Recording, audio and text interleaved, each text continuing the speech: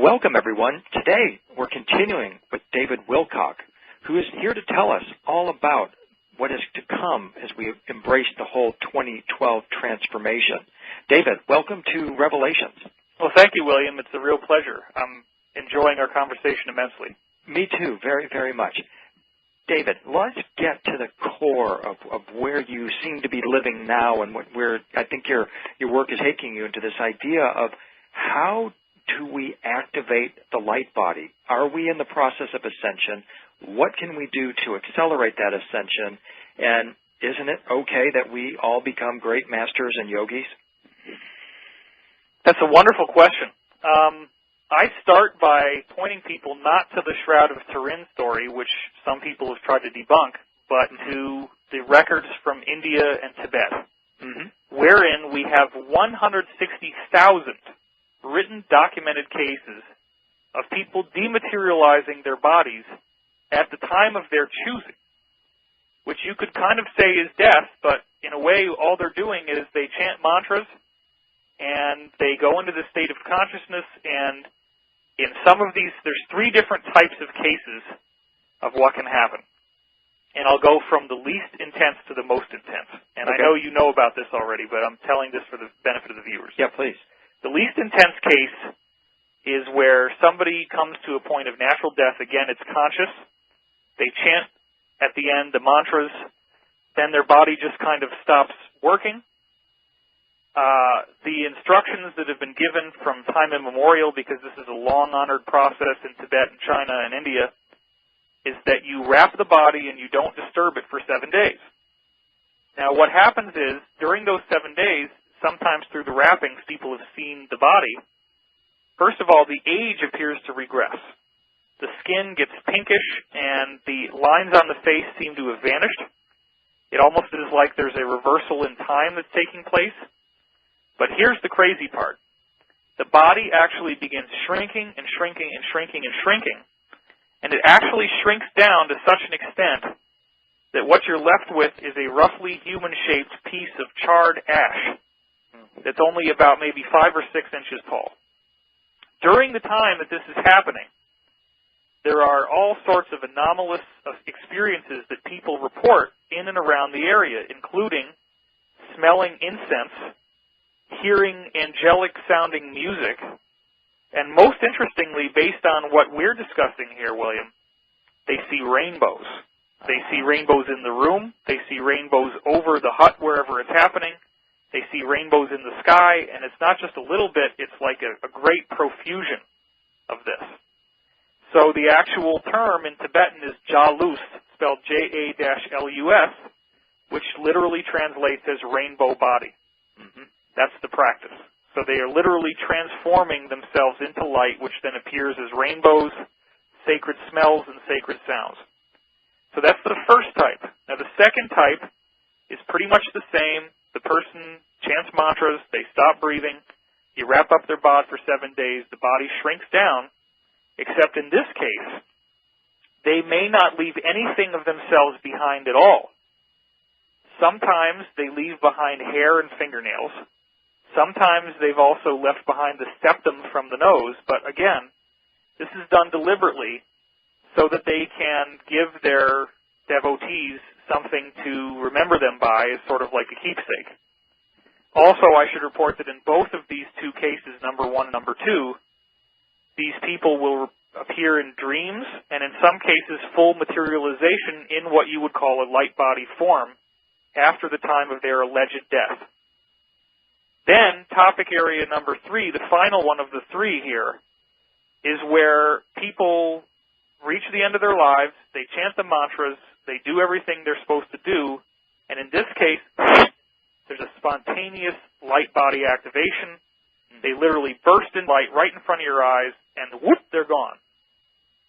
And then after that, they can basically appear wherever they want, they can do miraculous things, which again is something they've already done for a long time.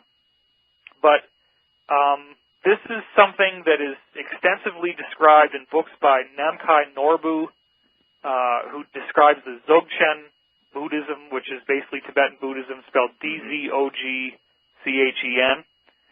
And you got to realize that before you ever get to the point that you're going to do this, you already have some really spectacular abilities, including the lungam, which is actually a practice where they run, and every step they take, they shoot like 100 feet through the air and about 30 feet high. Wow. And they can travel huge, huge distances in a single day by using this practice. And one of the things I did in my book is I went through all the reports of lungam and actually analyzed it based on this pyramid science I was telling you about in the previous episode of our show here. Right. And what they found, what I found was that all the reports of how they did it, what time of day they could do it, that they had to avoid certain types of terrain, they preferred flat land, it all correlates with the pyramid stuff in that it appears that the way that they're able to counteract gravity is harnessing this spin field that's intrinsic within gravity. The spin field is dramatically altered by the shape of any particular objects in an area. So when you have mountains and uneven terrain, you get uneven spin fields. And that means it only is the very, very most advanced lungam practitioners who can actually travel through those mountainous regions because you have to negotiate all these spin fields. Another thing I found very interesting is in the Tibetan practice of lungam, they describe how you cannot wake somebody up while they're doing this. You have to go to a deep state of trance. And if you wake that person up, then it says the spirit that's within that person tries to leave them so quickly that their body actually has a sudden convulsion and they immediately die. Wow. And apparently there's some sort of tissue damage that happens as well. So what I describe this in my book as is that their bodies are actually half dematerialized into the light body already. And that's what's allowing them to counteract gravity, is that they literally are so light that you can just get this run going and you barely even touch the ground. But when you do touch the ground, you can spring off of it and shoot like, hundreds of feet at a time. So, again, by the time you reach this state where you activate your light body in the Tibetan tradition, another thing they can do is they actually use a form of channeling. But unlike the channeling that I do or that anybody else has done, this is where they literally go back and look at a book that's in some sort of obscure temple somewhere that has the scrolls are all dusty and buried under the dirt, and you got to dig it out and find the scrolls. But when you dig up these treasure chests or wherever it is that they've been buried, it turns out that they've channeled the text. And even if it's hundreds of years old, they grade themselves, get this, William, based on whether or not they've got 100% of the words correct. Wow. So for them, a failing grade would be like, oh, well, yeah, okay, here I was supposed to say glory and I said grace. Right. And here I was supposed to say ascension and I said transfiguration. Mm-hmm. That's what we're talking about. Amazing. So this is what we're being led through, I believe, as a planet, that even though certain Olympic athletes of spirituality can sort of run the marathon race and graduate from here before its time, I would not in any way undermine the process that each of us is going through in our lives day by day, where we are being crucified. The crucifixion of Jesus was not merely a symbolic event because he's the one and only Son of God and nobody else is going to have to go through that. There's plenty of esoteric sources that say that Jesus' crucifixion was intended to be the most recent of an ongoing series of hero metaphors that we've been given by people who are very much real and who very much access what you could call intelligent infinity. They do break through and part the veil and realize their true self. Mm-hmm. But it's not something that's only supposed to happen to Jesus. You take any fundamentalist Christian, you sit them down with the Bible, you open it to John 14:12, and you say, read this. And it says, from Jesus, as I do these things, meaning all the miracles, so shall ye do them, and greater things, for I go unto my Father. Now then you say, well, what does he mean when he says, for I go unto my Father? The Father is the universal consciousness. So what's happening is, in order for Jesus to reach that light body state, and again, the Shroud of Turin is very interesting. There's a three-dimensional holographic image burned as a photographic negative into the cloth. Mm-hmm. And the only parts they ever carbon dated were the parts that were repaired after it had been burned. Exactly. So think about that. It's so stupid, right? Of course it really it's going to is. carbon date wrong. It carbon dated to exactly when it was put in. But the rest of it, if you look at the bottom, there was a study that came out late last year that said the body was levitating because the buttocks aren't spread out like they should be if the weight was on them. So I mean, this is not just easily explained away as something that Leonardo da Vinci painted onto a cloth. Right. David, I want to get back to the rainbow body just for a moment. Absolutely. I want to do that by telling just a brief story about how I started studying it and get your comment on it. I'm talking too much anyway, so go for it. No. I want you to talk. You're okay. the guest. I was at a UFO conference. Well, it was the Bay Area UFO Expo, which I know you've spoken at several times. And it might even be the one we spoke at together a few years ago. And this couple came up to me and introduced themselves. Said they had watched my DVDs about ancient Egyptian stargates and how the ancient Egyptian ships of the gods look exactly like the way modern science draws a wormhole. And then they told me that they both had PhDs from the Harvard Divinity School. They knew the Dalai Lama. They translate Tibetan text. They lived in India. They focus on the rainbow body. I like where this is going. Yeah, and so what they said is that you answered for us a question that the Tibetans wouldn't answer or perhaps couldn't answer, and that was, the Tibetans say that this rainbow body teaching is taught in 13 star systems in addition to our own. Oh, my God. Yeah. And now, this is because they actually met with the Tibetans personally? Yes. So this was like one of those teachings that you don't get in all the books, but if you actually talk to them, they'll tell you? Yes. That's and incredible. I have seen it referenced in a book that they directed me to. Wow. They don't name the star systems, but they do say that this teaching is taught in 13 star systems, which suggests Earth is connected to these other 13 star systems. And, of course, there's 13 mains with stars over their heads in the painting of George Washington in the Capitol. But what they said is that when the rainbow body is activated, they spin the body into a vortex of energy, and then they can travel to these other 13 star systems, but the Tibetans never would say how they get there. Oh, my gosh. And what they said is that after watching my DVDs, it came to them that it must be that what they're doing is opening wormholes.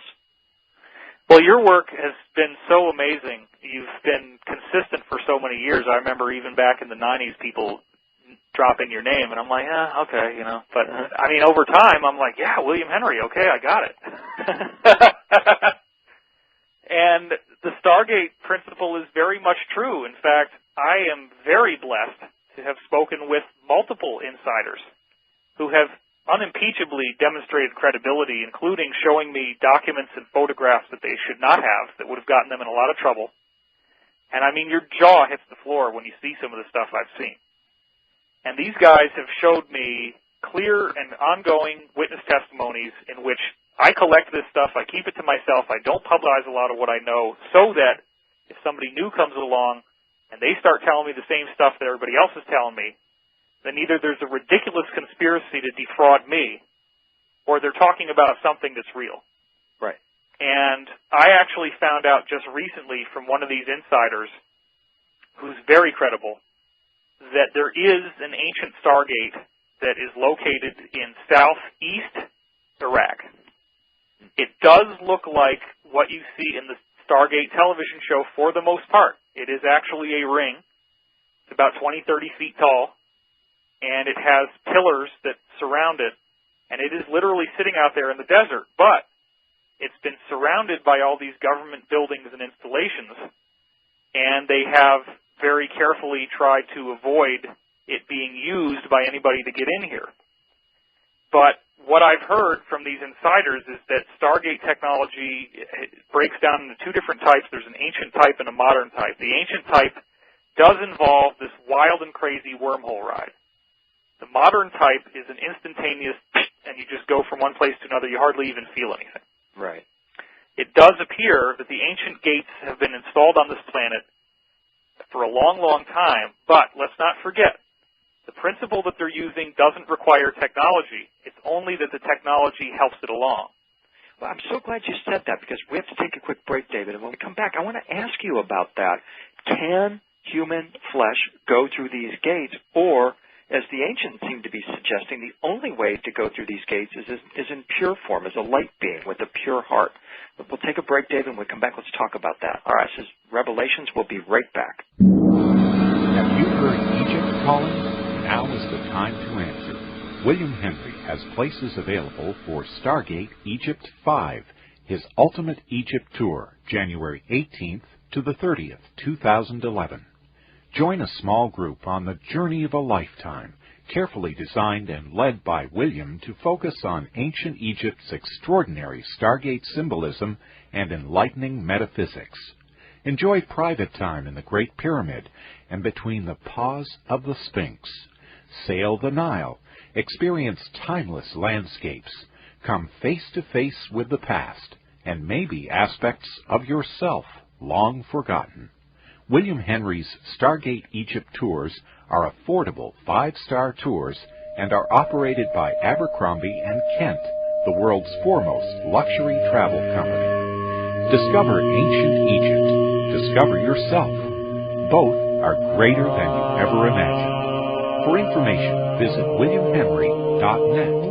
That's williamhenry.net. This is Whitley Strieber, and I'm back chatting live with UnknownCountry.com subscribers from 7 to 8 p.m. Pacific Time in the UnknownCountry.com subscriber section. UnknownCountry.com subscriber section. Dreamland going back all the way to 2004. Hundreds of remarkable special interviews, including things you literally will never hear again, such as the wonderful Lawrence Gardner, who recently passed away, but left a deposit of amazing information in our subscriber section. Don't miss it. UnknownCountry.com. Join us today. Go to the UnknownCountry.com website, click on the subscribe tab, and get started. It is unique in the world. It doesn't cost a whole lot of money, and it is worth a whole lot of your interest and time. You need us, and we need you. You're listening to the Revelations of William Henry. We're continuing with David Wilcock. Okay, David, what is it? Can you go through a Stargate in flesh form, or is a dematerialization into light body form required? Sort of like the story of Osiris, right? Cut into 15 pieces, then he's reassembled at another location. Couldn't this be a dematerialization or a deatomization and a rematerialization at another location? You're exactly right. On the inside, the rematerialization, as you call it, they call it particleization. Mm-hmm. So you get dematerialization on one side and particleization on the other.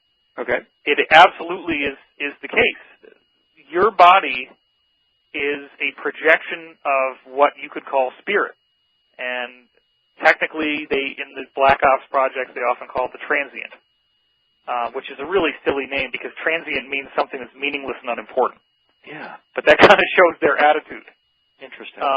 So your transient, as they call it, is what you have to go into in order to go through these gates. You actually do dematerialize and you rematerialize somewhere else. And remember now, the reason why this works is because, as I was saying in the first show, there is a fluid-like energy that flows into every planet to make the planets exist. It's a gravitational field that's much more than just gravity. It actually is the energy of consciousness, it's the energy of health and healing, and it's actually contained in a higher dimension. Now, because this gravitational flow is not localized within 3 space, it's not in our 3-dimensional reality. When you have a tube or a conduit that is naturally created by a vortex flow between 2 stars, when you go into that tube, you're not in 3 space, and you're going to pop from one side to the other very quickly.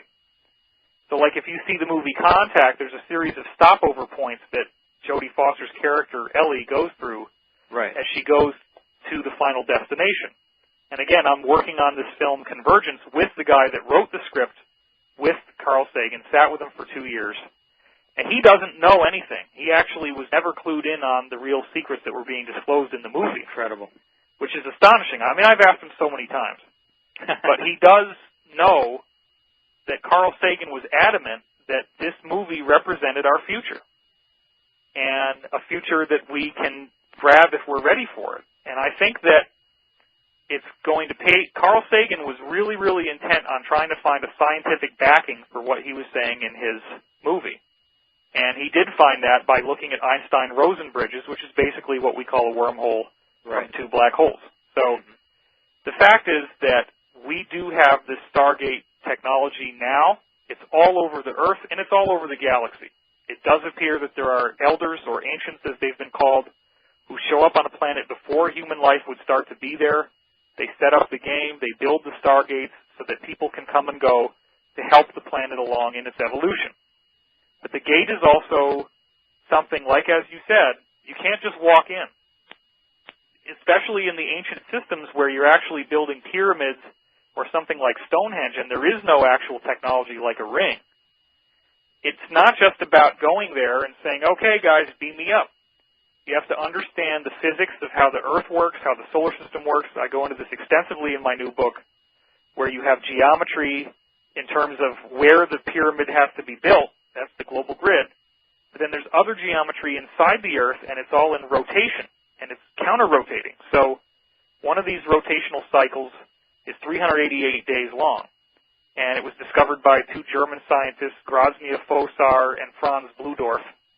They have fossar-bludorf.com as their website. And they wrote about Gariev and all the stuff about DNA, where Gariev actually zaps salamander eggs and then shoots the laser into frog eggs. The frog eggs rewrite into a salamander. Right. And that was kind of like the scientific backing I needed to show that galactic energy could rewrite our DNA and change us. Uh-huh. But they also show that there's this thing they call the TLR, or temporary local risk factor, where you look at where a plane goes down or has electrical failure, 388 days later, come back to the same spot, and it's going to happen again. Mm-hmm. So they concluded that there has to be some sort of geometry, and they say it's a straight line, and it's rotating inside the Earth somehow, causes these wormholes to open. So if we understood how these portals open and when they open, which is all based on physics, all you have to do is know where the geometry is, which also includes, of course, the geometry of the planetary orbits. I do this in my book, too, the work of John Martineau, where he actually geometrically analyzes the planetary orbits and concludes that they're all based on the Platonic solids. The Platonic solid relationships do hold the planets where they belong, just like Kepler was postulating in the 1600s. He was right. And he got that because of ancient wisdom that's been kept in these secret societies. He was trying to model it, and he couldn't figure it out at the time, but Martineau has done it. So that's why they were so keen on planetary alignments. Because if you think about it, when you have a trine, that's a triangle, which is a tetrahedron. When you have a square, that's a cube or an octahedron. And even if you get into quintiles or sesquiquadrates, you got a dodecahedron because you got a five-sided symmetry. So literally what I'm telling you is that the reason why the ancient people built these monuments that were aligned to the stars is because when you know what the geometry is like, and you know how to line up the geometry out there in space with the geometry that's rotating inside the Earth and where you are on the surface of the Earth, hence the grid, if you go to the right place at the right time and you build the stone resonator that'll help you to do it, you are definitely going to open up a wormhole and go wherever you want. So when you see the Bermuda Triangle, these things seem to be happening randomly, but it's only because we don't understand when they open. Fascinating. You know, I live here in Nashville. We have an amazing stone circle here. It's at the top of a 2,200-foot long magician's rod with each of the 7 chakras perfectly marked with appropriate symbolism. Really? Topped by this, it's completely built of Egyptian temple technology. It's really amazing. And as I've been studying it, I've been intrigued this notion of that the way they used these stone circles in the past was each individual person, the stones hold the charge themselves. The person could stand against the stone, receive the charge, and then the whole group that's standing in the circle would then be able to share the energy collectively so that each individual could then receive the energy of the collective. Right, I remember you called it a bliss hit, and I really like that term. Yeah. Then the person in the middle could be like Elijah going up in the whirlwind, would simply be able to kind of blip out. And I find that such a fascinating approach. David, we've just got a little bit of time left. Before we go, I need to talk with you or ask you about a visit I made this summer to James Gilliland's dormant volcano up there at Mount Adams, Washington. I know all about that. Yeah, and I wanted to get your comment on this idea that what we see in the sky, because this goes to the disclosure work that you do, that the ships that we see in the sky, some of them are metallic-type craft, but others are these transformed humans. They're the organic craft. What are your thoughts on that possibility? Absolutely correct. There is no question that we have been lied to about who we are. And if you remember, my favorite part of Bill Ryan's speech when he was on the stage in Zurich at the same conference I was speaking at was when he described a retired military guy who was inside the Black Ops and said that the single biggest reason why everything was being covered up, it's not the free energy, it's not the fact that they're suppressing healing technology that could blow out the pharmaceutical industry and eliminate the need for drugs and medicine. The real deepest reason why they're keeping this secret is that when we understand the metaphysical potential of our own being, the simple fact that people would realize that that was true would actually change the physics and make it so that we could do these things. Interesting. So it's the simple fact that once it's like a 100th monkey effect. Mm-hmm. This was another thing. If you see a Project Camelot video I did where I interviewed Dr. Pete Peterson, he's one of the most high-level witnesses ever to come forward and be filmed on camera. He did get in trouble for doing it, by the way. They really chewed his ass out for having done this video with us. But he's told me much more than what's in the video. I can assure you of that. But what he says in the video is absolutely jaw-dropping nonetheless. But one of the things he said that I found so intriguing was that the reason why guys like Ed Leeds-Skalnin had to work on Coral Castle by themselves is that in these Black Ops projects, they have concluded that the laws of physics actually change depending on who is there while something is going on. That's how some people see a UFO and some people don't. I'm sure you've heard that. And like you're saying, with these humans flying through the air, some people see them and some people don't. So you might be at James Gilliland's ranch and all these people are like going, oh my God, what's that? And they're all pointing at it, and then somebody else is like, oh, I don't see anything.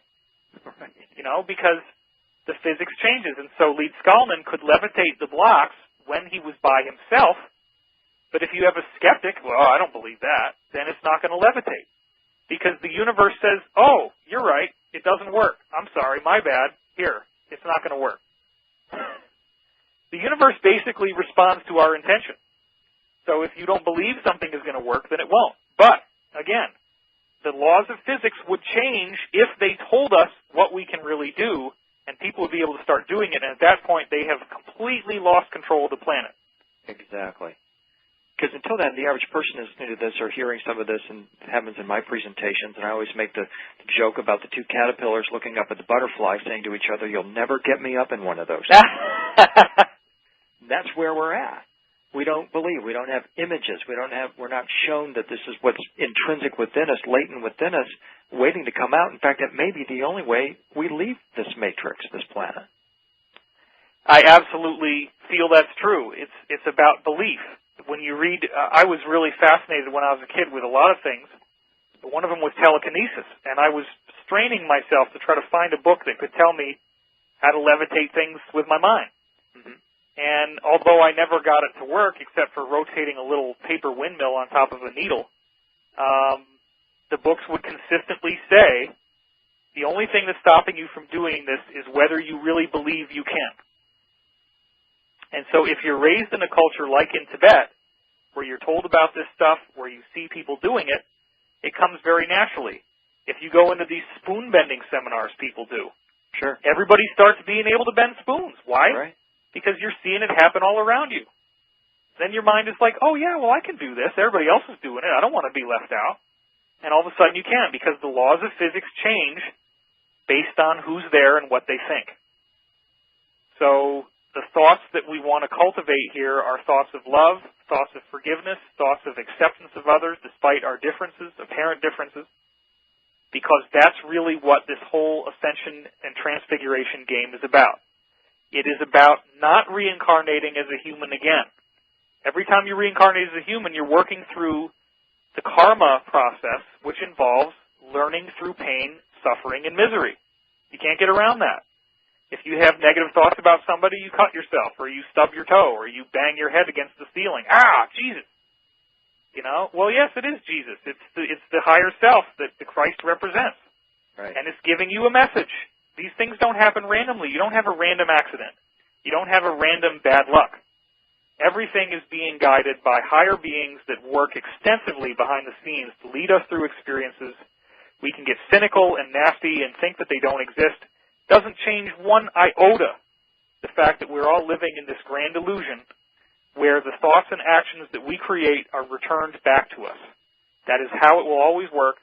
Whether you believe it or not, it's going to happen anyway, so you should at least spend some time thinking about it, because you might start to want to look at things, especially when things go bad, and say, is there a correlation with something that I might have done to someone or something that I was thinking that could have been, self-serving and not really in everyone's higher good? Right. Well, David, that's the end of our time that we have for today, but I am really looking forward to our presentation in November. Was there anything you wanted to say about that? Well, I definitely think you and I should take the stage together. I think we're flowing very well, and I want to be able to dialogue with you more about your side of this, because a lot of people who are going to listen to this, it's going to be on my website. They don't really know maybe that much about your work, but I just think that the synergy between what you've brought together with what I've got is so phenomenal, because there is so much evidence that the Founding Fathers really were on top of this, and they knew that they were paving the way for this Novus Ordo Seclorum, this new secular order that's coming into being. It's not the New World Order. These guys now, in modern times, have gotten way off track. And I think that's an important point that we're going to discuss as well. And so you have so much more of that information than I do, that this is going to be one of the most exciting, information-jammed events that we've ever had. And at the end of the weekend, I think what we need to do is we will have seen each other's talks. Let's get on stage and we'll have the big discussion where we really kind of hash this out in terms of, what do we know and where are we going? I would love that. In fact, I will look very much forward to that. Awesome. And of course, listeners can go to divinecosmos.com for more information about this Tempe, Arizona convergence. William Henry, David Wilcock. David, thank you so much for joining us. It's been my pleasure.